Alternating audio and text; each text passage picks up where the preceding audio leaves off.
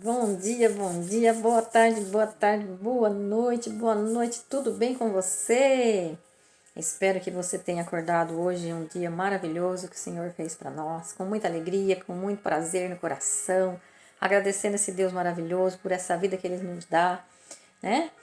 Hoje é só o que importa, o ontem já ficou para trás e o amanhã vai se tornar hoje de novo. Então vamos lá, mais uma vez, buscando sabedoria, estudando provérbios, para que a gente possa cada vez mais buscar sabedoria, saber discernir entre o certo e o errado, aquilo que Deus quer para nós, de verdade. Ele nos fez livre, mas nós temos escolhas e temos que saber bem, né, fazer bem as nossas escolhas. Vamos lá então, Provérbios 29, versículo 11. O insensato desafoga todas as suas paixões, mas o sábio as contém e acalma. Veja, o insensato desafoga todas as suas paixões, mas o sábio contém e as acalma. Veja, existem três tipos de pessoas no Provérbios, né? O tolo e o insensato, o sábio e o preguiçoso. Então, o tolo insensato, ele não tem domínio de si. Então, veja, quando a gente não tem domínio de si, qualquer coisa você fica enfurecido, qualquer coisa te leva à raiva. Mas não só te leva, porque é um sentimento e não tem como a gente... todo mundo sente esse sentimento. Mas explode com facilidade. Não tem autogoverno, não tem domínio de si. Reage sem pensar nas consequências, nos seus atos. Então, o tolo insensato, ele vai sempre causando isso, né? Ele desafoga suas paixões. Ou seja, não pensa nas consequências, nos seus atos. Vai ocasionando conflitos, contendas, brigas e problemas ainda maiores do que simplesmente uma briga ou uma contenda, né? Que é divisão entre as pessoas. Agora, o sábio não. O sábio, ele fica irado? Sim, ele fica irado. As coisas, as palavras... para o sábio, né, são sempre dirigidas com sutileza? Não, não são, né? Claro que não. Mas ao contrário do tolo, o insensato, o sábio, ele não se deixa dominar pela ira, pela raiva, né? Pelas afrontas. Ele busca o quê? Controle, controlar suas emoções. E ele sabe dar a resposta. Ele não dá uma resposta precipitada, ele sabe que dar uma resposta precipitada, mal dada, ele sabe do mal que vai causar. Não vai causar bem, pelo contrário, né?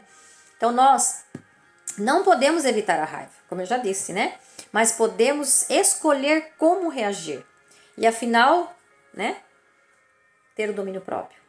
Afinal de contas, lá em Gálatas, né? O domínio próprio é o que? Um fruto do Espírito. Em Gálatas 5:22 a gente vai ver lá, domínio de si, né?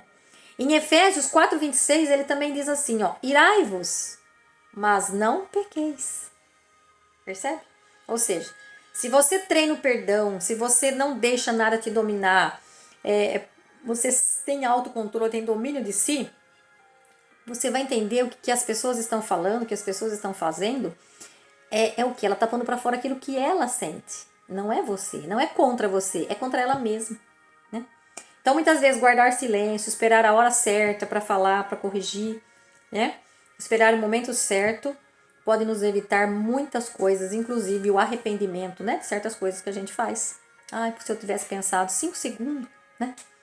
3 segundos, eu teria agido diferente. Então, veja, buscar sensatez, buscar sabedoria sempre. Versículo 12. Se um chefe dá atenção a palavras mentirosas, seus ministros se tornarão perversos. Veja, a inveja, a convivência, a ambiência, tudo, né, vai nos levar a gente a fazer aquilo que eu estou sendo influenciado, aquilo que eu estou convivendo, aquilo que eu estou, né, fazendo o meu ambiente. Vai me fazer ser aquilo onde eu estou frequentando. Não tem como não ser. Então, quando você é um governo, e você e nós que temos que ser reinantes, né, governantes nessa terra, como Deus, quando criou o mundo, ele falou, porque a gente dominasse, né, sobre a terra. Então, se a gente der ouvido às mentiras, isso vai nos contaminar. E vai contaminar todo um sistema, né? Principalmente para quem tem governo, né?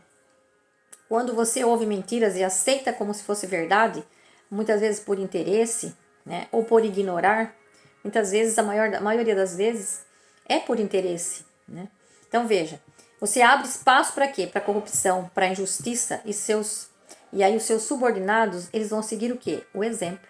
Porque o exemplo, gente, o exemplo fala muito mais. O exemplo contamina, né? O exemplo faz com que você viver. Não adianta você falar, o seu exemplo vai valer muito mais. Então, veja, se tem corrupção, se a corrupção é generalizada, se a mentira contamina, então toda a base, todo o sistema se torna o quê? Pervertido de verdade. Né?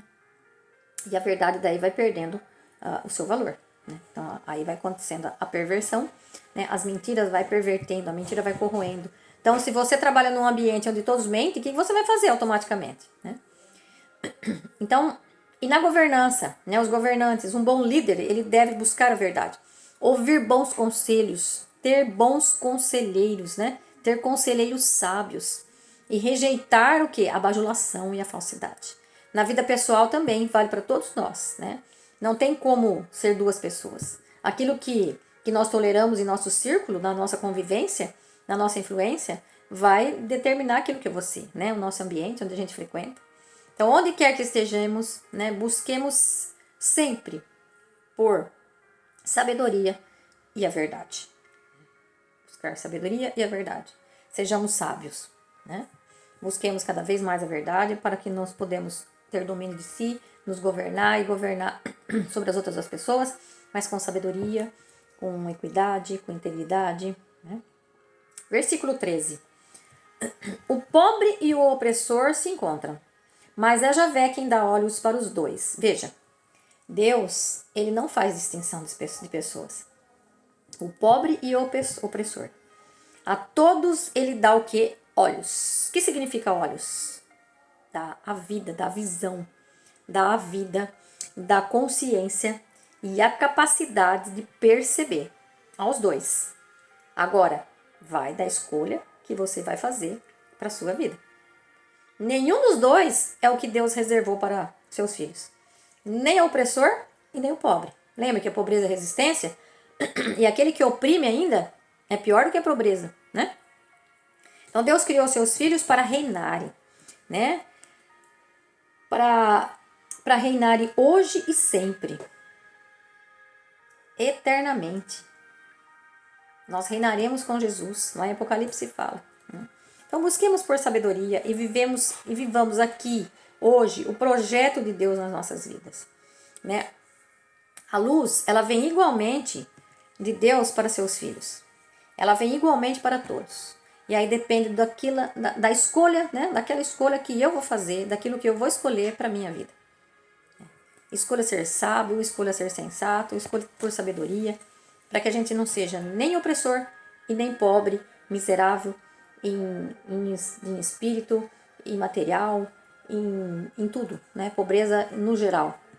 Nós precisamos nos transformar para que a gente possa ser verdadeiramente seus filhos, filhos do rei.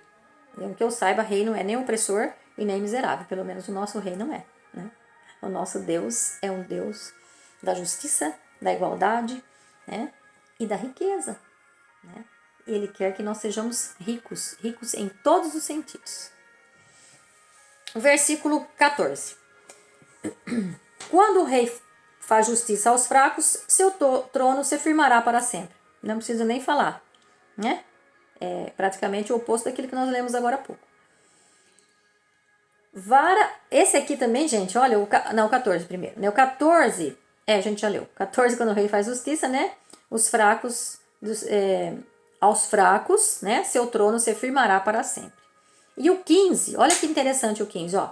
Vara e repreensão produzem sabedoria, mas o jovem abandonado a si mesmo envergonha sua mãe. Quanto que nós temos falado disso? O provérbio 22:6 fala, né? Se você educar a criança ou jovem, né, no caminho correto, no caminho de Deus, mesmo depois, né, que ele ficar velho, ele não vai se desviar. Então, veja, Aqui está falando mais uma vez, vara e repreensão produzem sabedoria. Presta atenção no provérbio, presta atenção no que o provérbio está falando. Mas aquele que é abandonado a si mesmo vai envergonhar sua mãe. Não só envergonhar, mas vai sofrer várias e muitas consequências. Né?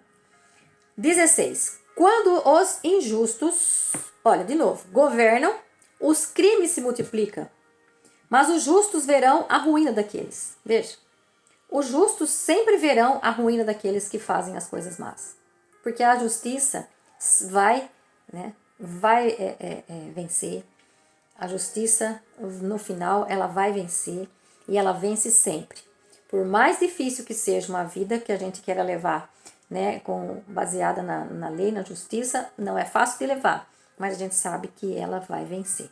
Né? O final, o mal nunca ganha. Pode parecer aos nossos olhos que ganha, mas não ganha. Né? Então, gente, não tenha dúvida. Aquele que é injusto vai se multiplicando, mas os justos verão a ruína deles acontecer. Olha o 17 de novo, né? Corrija seu filho, que ele o deixará tranquilo e lhe trará alegrias. Precisa falar mais alguma coisa? 18. Quando não há profeta, o povo se desagrega. Olha isso. Mas quem observa a lei é feliz. Oséias 4:6. A gente vem falando isso direto. Quando o meu povo perece por falta de conhecimento, o meu povo está morrendo por falta de conhecimento. Então veja aqui, quando não há profeta, ou seja, quando não há aqueles que falam, aqueles que anunciam, assim como nós estamos fazendo aqui nesse momento, assim como você, eu tenho certeza que está vendo esse vídeo, também já está falando. Eu tenho certeza que muitas coisas aqui você, por menor que seja, por mais simples que seja, eu tenho certeza que você está levando para outras pessoas.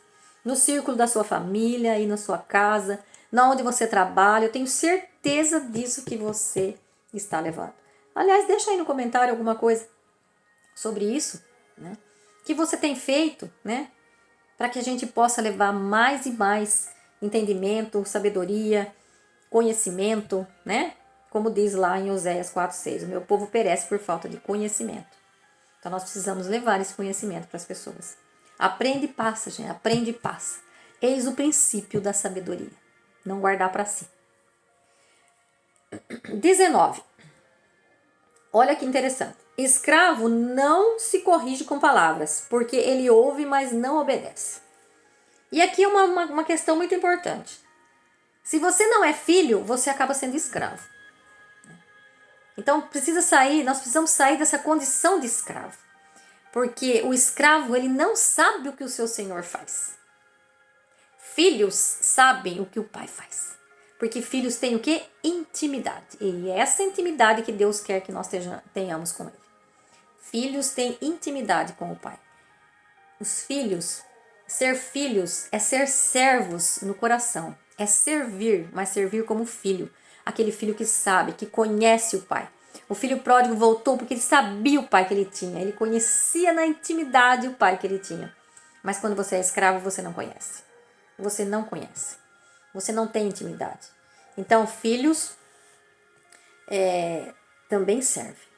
Mas tem coisa que só os escravos fazem. E nós somos filhos livres, não somos escravos. Filhos servem o pai na intimidade, no mesmo propósito. E escravo não. Escravo é aquele que só obedece, não pensa, não tem inteligência. Tem, mas não busca. Filho tem intimidade.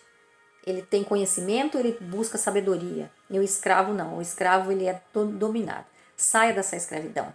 Saia da escravidão. Você é filho, você não é escravo. Versículo 20, para a gente ir encerrando. Você já viu alguém falar sem pensar? Pode esperar mais de um insensato do que dele mesmo.